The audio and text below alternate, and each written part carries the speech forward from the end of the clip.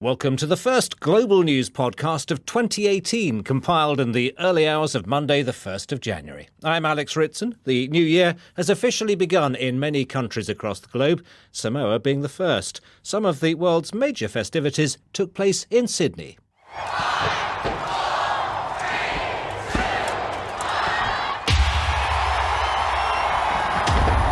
Dubai saw the traditional fireworks replaced by a laser show from the top of the world's tallest building, Burj Khalifa. And in Jakarta, in Indonesia, 500 couples got married in a mass wedding. Coming up in this edition are a selection of highlights from across BBC World Service News. Water cannon and internet restrictions in Iran as President Rouhani speaks out on the fourth day of anti-government protests. People are free to express their criticism and to protest. However, we need to pay attention to the manner of that criticism and protest. President Xi announces China's intention to play a greater role on the world stage. As a responsible major country, China must speak out. Plus, Sesame Street plans to entertain children who fled the war in Syria. These characters will reflect a child's reality. They're not the U.S. version of the show. But first, 4 days after widespread protests against the government began in Iran, President Rouhani has finally spoken in public about the matter. He told a cabinet meeting that any demonstrations should be conducted in a way that served the best interests of the whole country. It should be clear to everyone that we are people of freedom, and according to the Constitution and citizens' rights, people are free to express their criticism and to protest. However, we need to pay attention to the manner of that criticism and protest. It should be in such a way that it will lead to the improvement of the people and the state. Meanwhile, police in the capital, Tehran, used water cannon to disperse protesters, and in an attempt to control demonstrations, the authorities restricted access to a popular social media messaging app. I asked Khazra Naji of BBC Persian what he made of Mr. Rouhani's words. I don't think they are going to satisfy many of the protesters tonight or calm the situation down. These are the words that Iranian leaders have been using before. People have seen it. They've been there. They've done that kind of thing.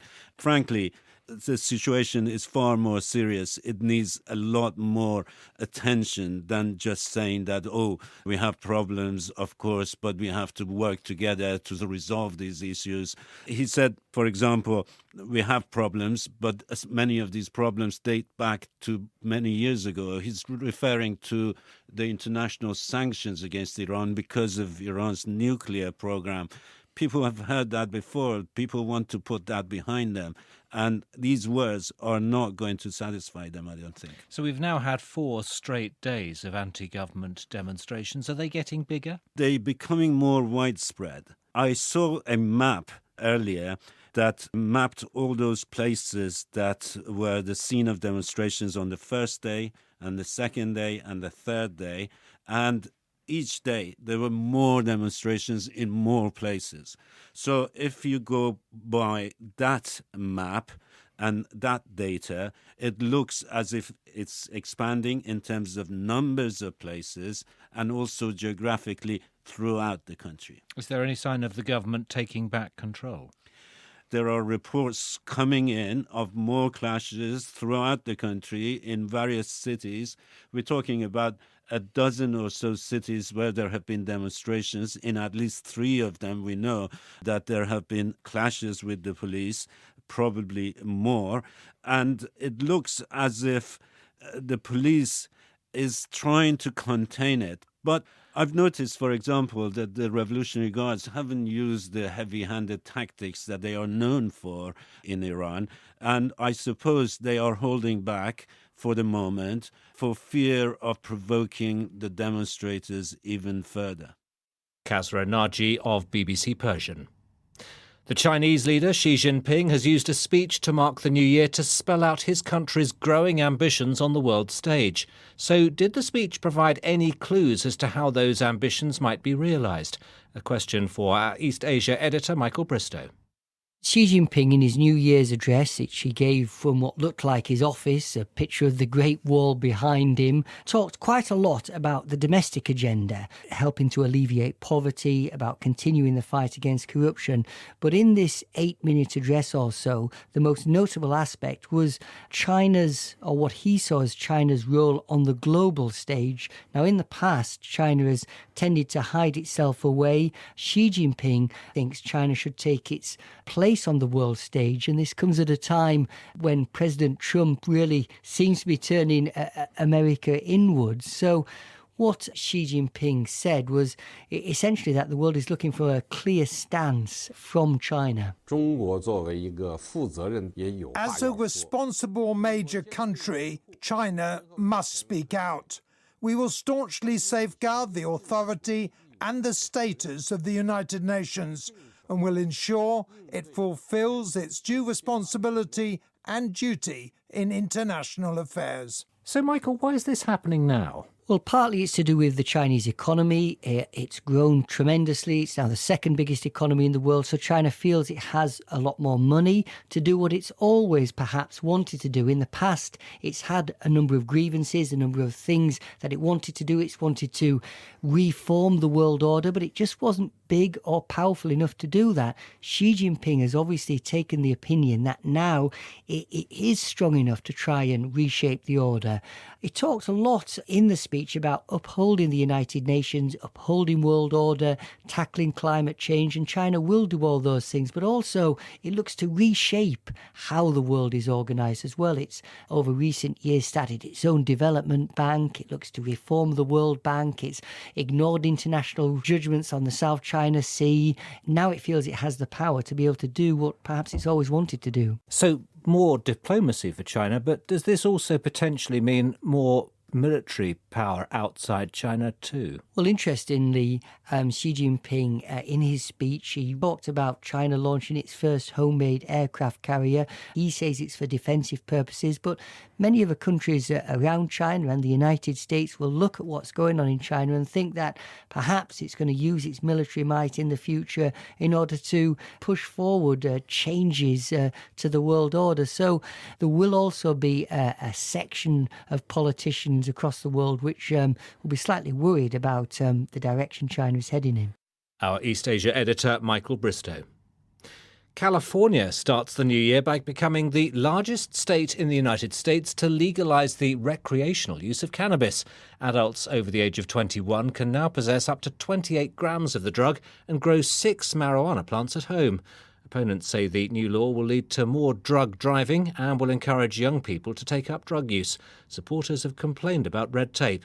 Our Los Angeles correspondent James Cook reports.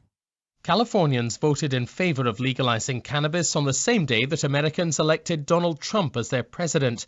In the 14 months since then, a complicated patchwork of taxes and regulations have been drawn up to govern sales of the drug. Critics say the red tape will discourage consumers, growers and retailers from leaving the state's vast black market, and only a few dozen shops have so far been approved to open. The cities of Los Angeles and San Francisco have yet to sanction any recreational marijuana outlets. Still, California, with a population of nearly 40 million, is now the 6th state to legalize cannabis, which means 1 in 5 Americans can legally purchase the drug. Confusingly, the federal government still regards marijuana as illegal, classifying it alongside heroin and cocaine as a proscribed substance. Our Los Angeles correspondent James Cook. Germany's Chancellor Angela Merkel has been under growing pressure since she failed to form a new Conservative-led coalition after the general election 3 months ago. So she took advantage of her traditional New Year's Eve television message to try to reassure her country that she will address growing social divisions, strengthen the European Union and focus on security and defence. Wir werden noch mehr in einen starken Staat investieren müssen.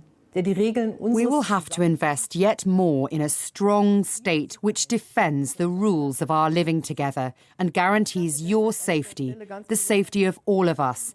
That's why I want to thank especially the police officers who will be there for us tonight and protect the many New Year's Eve parties in our country.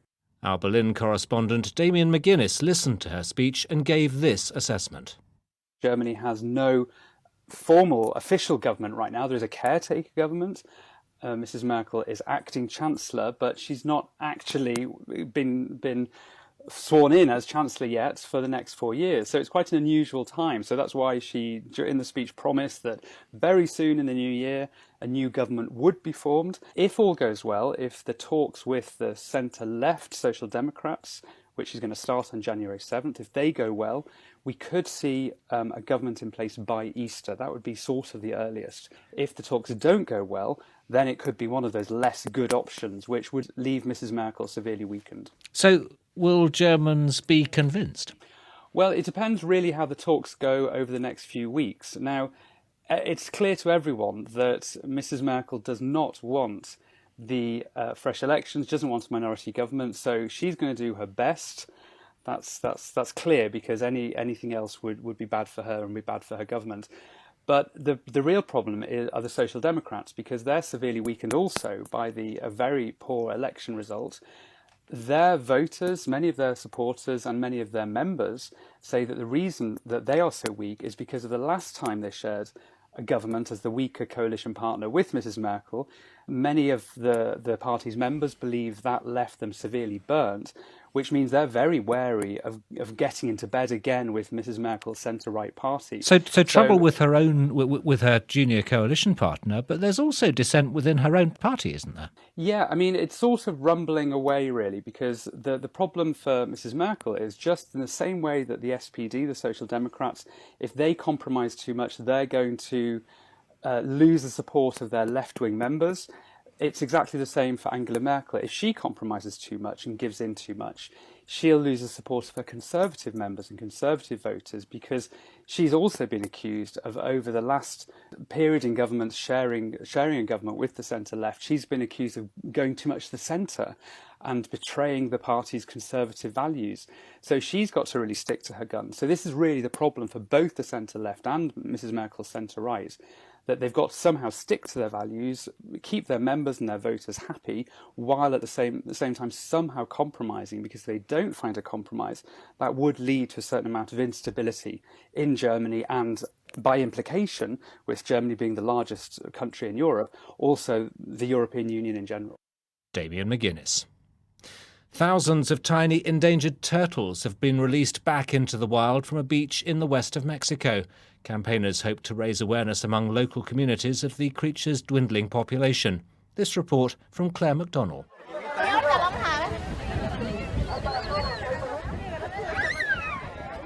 Scores of local people gather on the beach in Concepcion Bamba in the Mexican state of Oaxaca to help with the release of the young endangered olive Ridley turtles. At this stage, they're so small they can fit neatly into a child's hand. Hundreds of thousands of the turtles usually land on these Pacific beaches as part of the annual egg-laying migration. But as Silva Trinidad, a local conservationist who was involved in the release, explains, natural predators and man-made problems are affecting their numbers. We have realized that the number of animals is going down in the ocean. Nets and gulls are always killing them. There have been 4 or 5 turtles killed daily in the morning.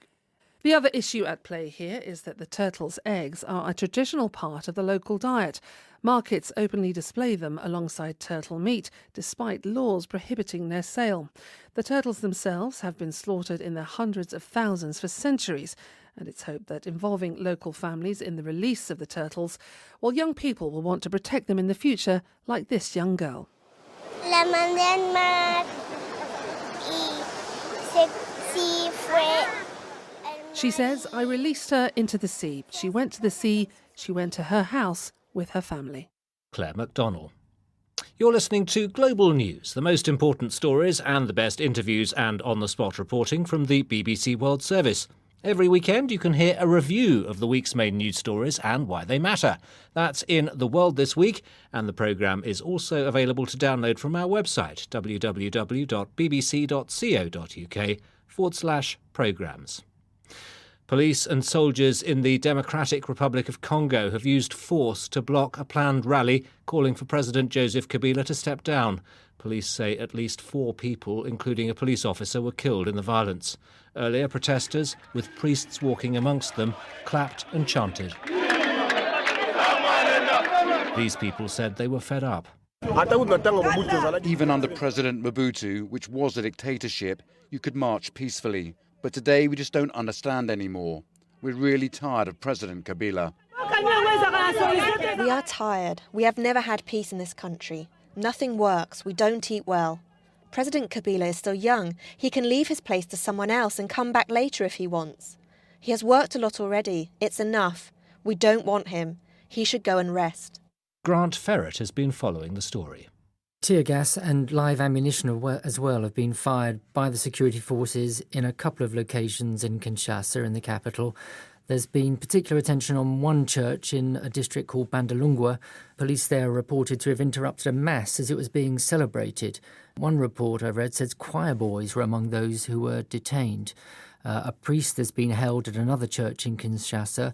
There have been roadblocks and tight security in the city since Saturday. The police had said that a planned rally, which the church was going to be involved in, was not authorised and couldn't go ahead. The authorities also ordered the closure of internet services and the blocking of text messages across the country. Protests have been called elsewhere in DRC, but it's not clear so far if they've been heeded in other parts of the country. It was called by something described as the Catholic Laity Committee, so lay members of the church rather than the church leadership. Getting on for about half the population, 40 or so % of the DRC is Roman Catholic, and the church played a central role in mediating a deal last year between President Joseph Kabila and the opposition. So the church has quite a bit of credibility in DRC. Under that deal last year, new elections should have been held by now. President Kabila should have stepped down. That deal hasn't been implemented, and we should remember too that Mr. Kabila should, according to the constitution, have stepped down a year ago, which is when the election should originally have been held. Grant Ferret. Characters from the children's television programme Sesame Street are going to be used to help teach children displaced by war in Syria. The Sesame Workshop and the International Rescue Committee have won a $100 million grant to help with the toxic stress suffered by many child refugees. Sarah Smith is the IRC Senior Director for Education and spent time recently visiting child refugees in Lebanon. She explained what's meant by toxic stress.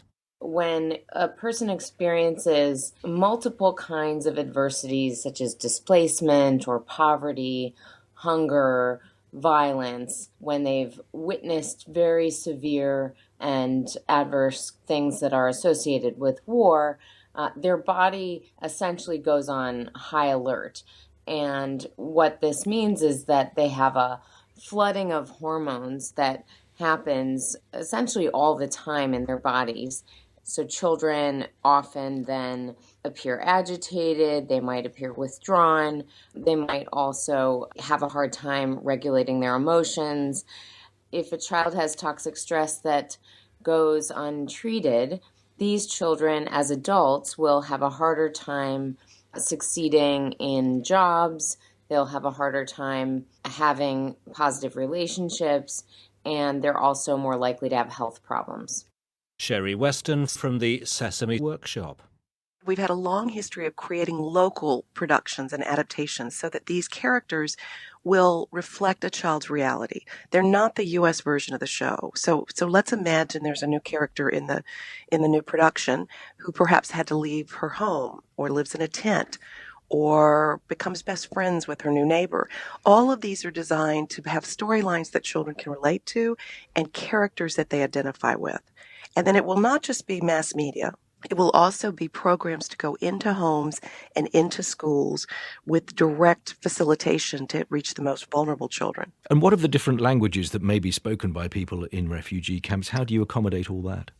Well, all of our content will be done in both Arabic and Iraqi Kurdish, and it will be in Jordan, Lebanon, Syria, and Iraq. And one other point I would make is that, people think that most refugees are in camps, when in fact the vast majority of Syrian refugees are living in communities and neighborhoods side by side with their new neighbors. So we will reach them in camps, but also throughout the region.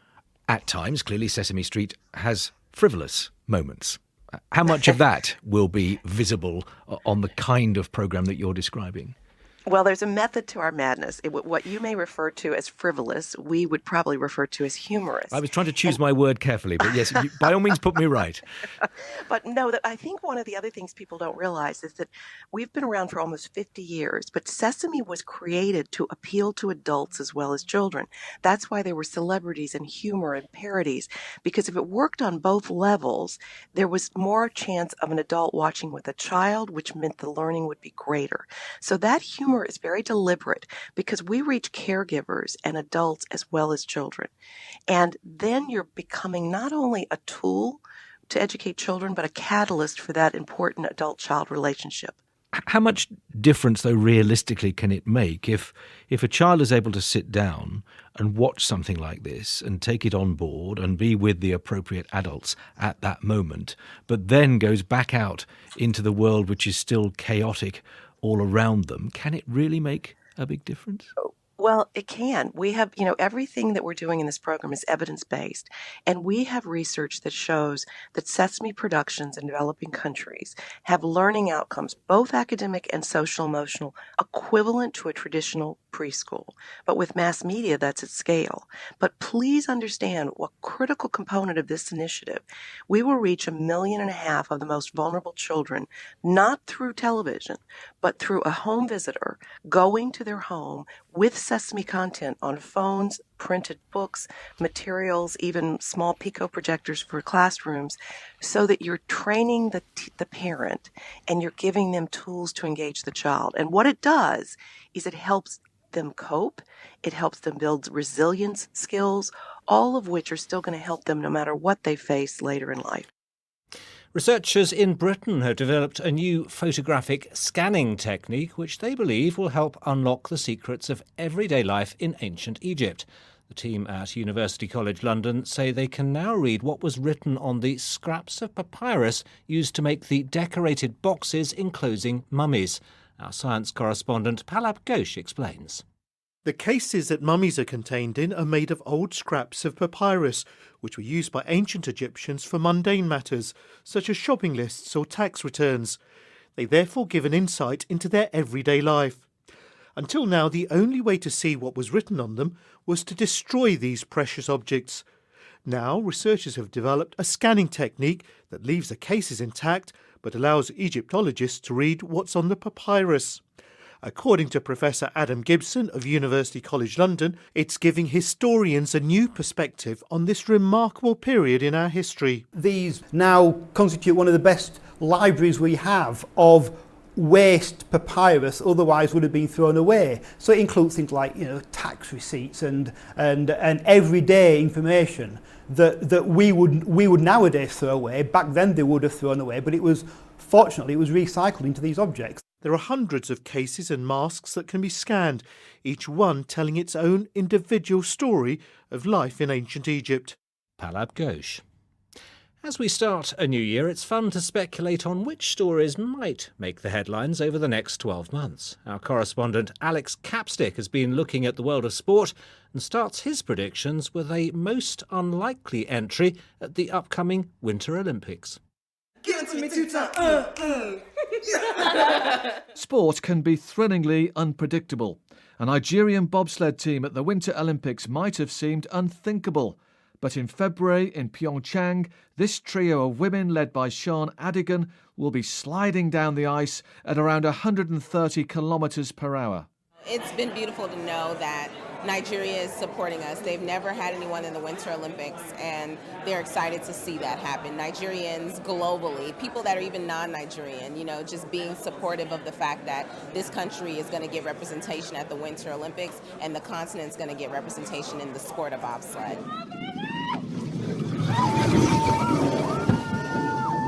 Their adventure comes 30 years after Jamaica made history by qualifying for the men's bobsleigh. A movie, Cool Runnings, was made about it. Hollywood producers out there, here is your sequel.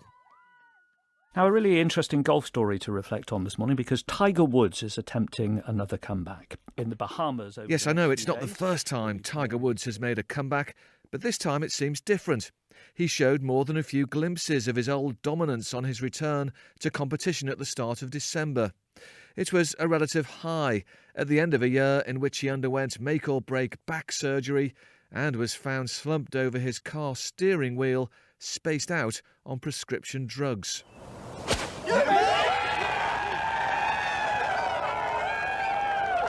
So if Tiger Woods can continue his revival on the course and perhaps challenge for major honours, it would be a remarkable turnaround.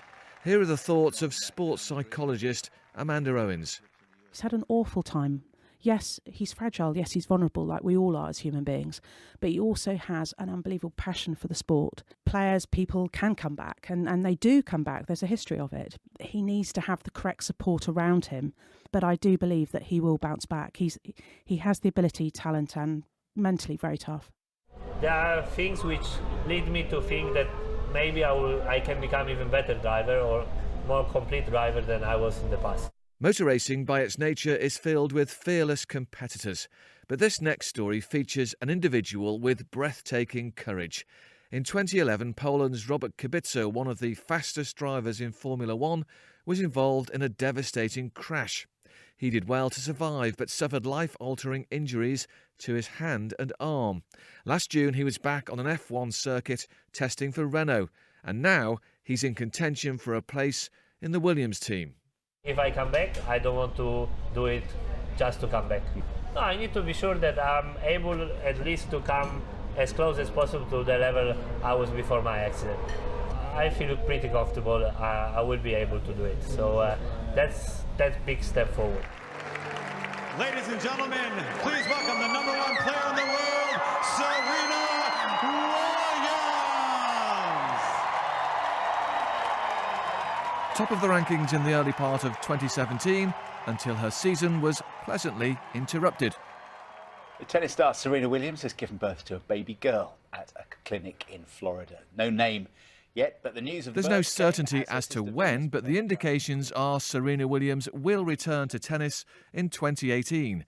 She's one short of matching Margaret Court's all-time record of 24 Grand Slam titles. And sports psychologist Amanda Owens is confident the arrival of daughter Alexis Olympia Ohanian will not be a hindrance. I think she will be more driven. The research shows that athletes who have taken time out come back stronger, they're more resilient, and we'll see her performing even better in 2018. I think this will give her more meaning.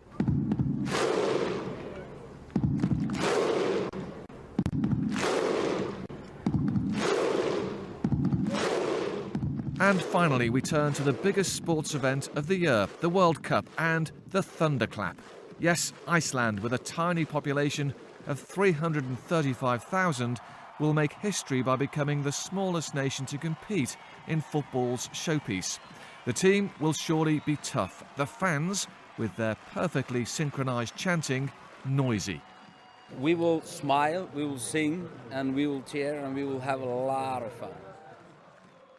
Iceland probably won't win the World Cup, but they'll provide the romance in Russia, and they'll definitely be hard to ignore. Oh, from Eastland! Alex Capstick. And that's all from us for now, but an updated version of the Global News podcast will be available for you to download later. If you want to comment on this podcast or the topics covered in it, you can send us an email. The address is globalpodcast@bbc.co.uk.